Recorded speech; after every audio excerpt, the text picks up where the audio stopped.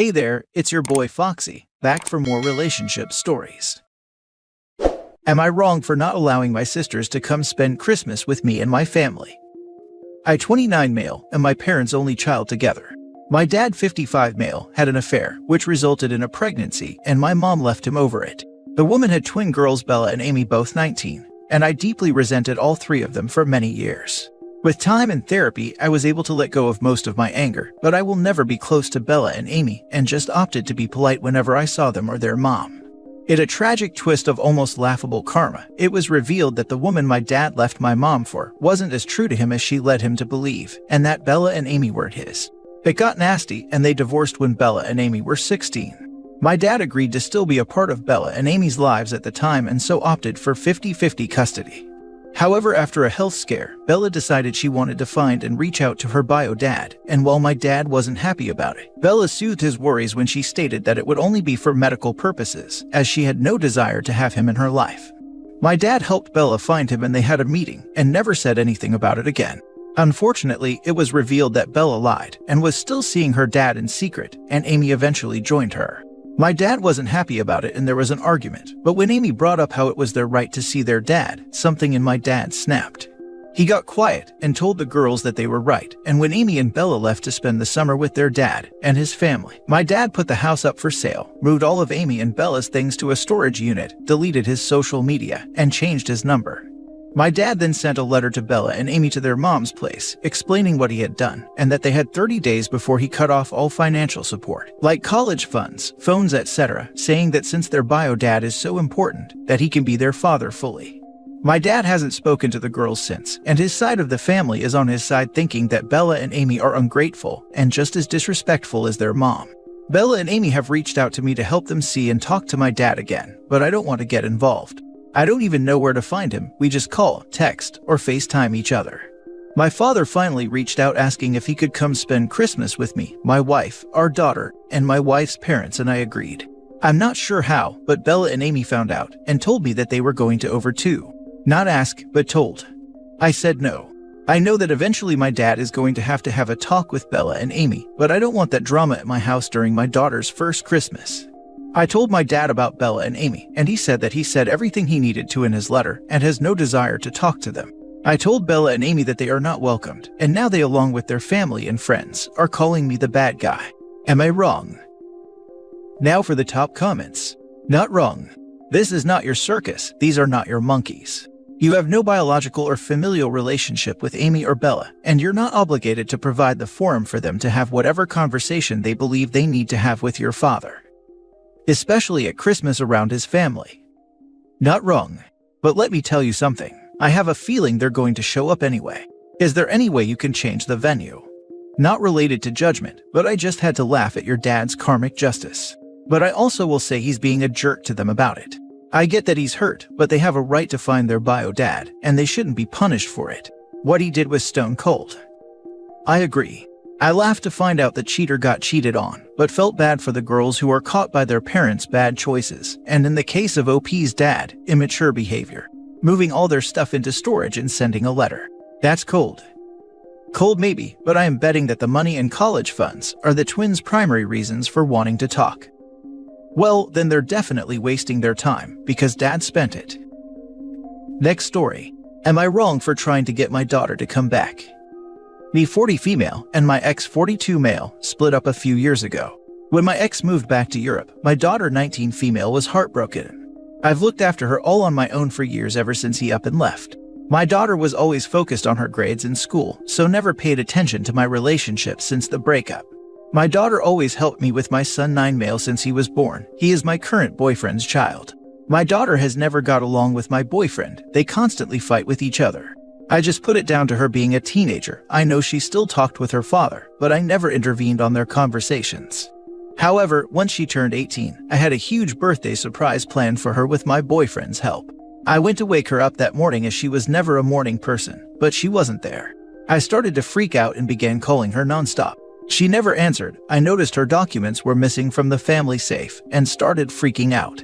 I contacted my ex, and all he said was that my daughter was on her way over to him. I did get angry at him, asking him what he told my daughter in order for her to leave without notice. He just told me that he told her the truth. I kept questioning him, but he never answered after that. My daughter did text me after she landed, telling me to never speak to her again. I asked her what she was talking about. She told me that I already knew the reason why. I kept begging her to come back and that she made a mistake, that her father was lying to her, and the fact I raised her on my own for years without his help. She never responded to my texts. I follow her on social media and have seen her new posts with her father. They all include some petty caption of how he's been the only one there for her through thick and thin. She still won't speak to me and I just want her back. You're the idiot. Sounds like you parentified your daughter and got what was coming to you. Now that she's an adult, she can make her own choices. Unless you can provide more info to refute this. My daughter always helped me with my son 9 male since he was born. And she hated mom's boyfriend. My daughter has never got along with my boyfriend. They constantly fight with each other. I just put it down to her being a teenager. So it sounds like she let her boyfriend terrorize her daughter, didn't defend her daughter, and was more interested in using her daughter's service to care for her new child, rather than parenting her. I'm not clear on this. My daughter was always focused on her grades in school, so never paid attention to my relationship since the breakup. But that sentence makes it sound like OP ignored her daughter too.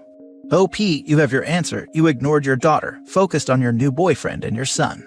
Insisted that your daughter care for your son. You let your boyfriend terrorize your daughter, and you wonder why she's gone no contact. You reap what you sow. You're the idiot. So your daughter got the hell away from you the instant she legally could, and you have no idea why. I suspect we are not getting the whole story here. Definitely not getting the whole story. OP knows something, and doesn't want to make herself look worse than she already does. There is a lot of missing information here, and I suspect you've left a lot out on purpose. A child doesn't go no contact with their parent for no reason. You said your daughter and boyfriend fight a lot, but chalk it off to her being a teen, which sounds to me like you take his side over hers. You've had her help with your son always, which she no doubt resented the whole time. I doubt she never paid attention to your relationships, plural it sounds like. How many men were in and out of her life during her childhood after being devastated when her father left the country? So far by cobbling this together, I'm going with you're the idiot. There were not many men. After I left my ex, I tried to get back into the dating scene. My daughter never cared or asked about who I was with. Until I met my now boyfriend, and she starts fighting with him. What did he do to her? What does she say he did to her? He manipulated her to believe I was unfaithful to him. I never cheated on my ex but believed every word he said. No, they were asking what your current boyfriend did to your daughter, not what you believe your ex did. The problem is coming from inside your house. Next story. Am I wrong for letting my sister's kids live with me? I 50s female, have a sister in her 40s, who sees herself as my family lives in a camper van Instagram influencer. In 2020, she, her husband, and their 4 kids moved into a camper. They homeschool the kids, travel all over the US, etc. They come to visit for holidays, but we don't see them besides that. My husband and I are the opposite. We have 4 kids and live in a big, beautiful house in Colorado. So the issue, my sister and her family came over for Thanksgiving and spent the night. My sister's oldest female 13 and male 13 twins slept in my daughter's and son's rooms with them.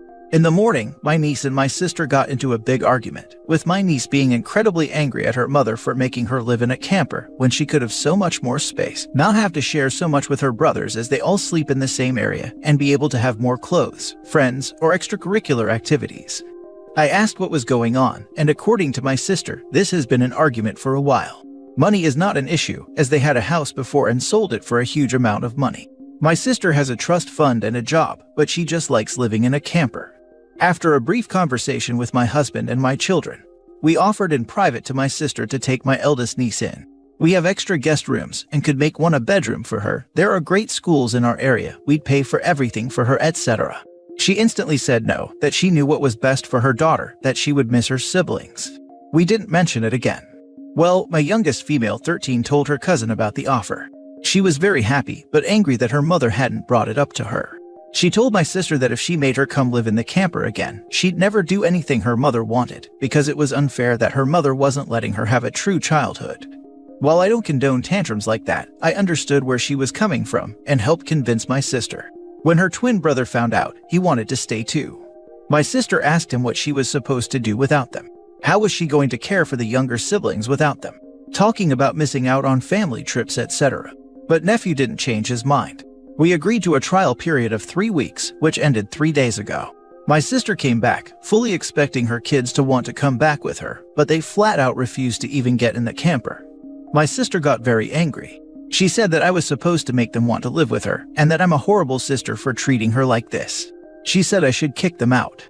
But I said no, and she said that I'm a massive jerk, and told her kids to not expect her to come back for them when they got tired of maximalism. Now her kids are sad, but they still don't want to leave, and I'm worried I've ruined my relationship with my sister. Am I wrong here? Edit.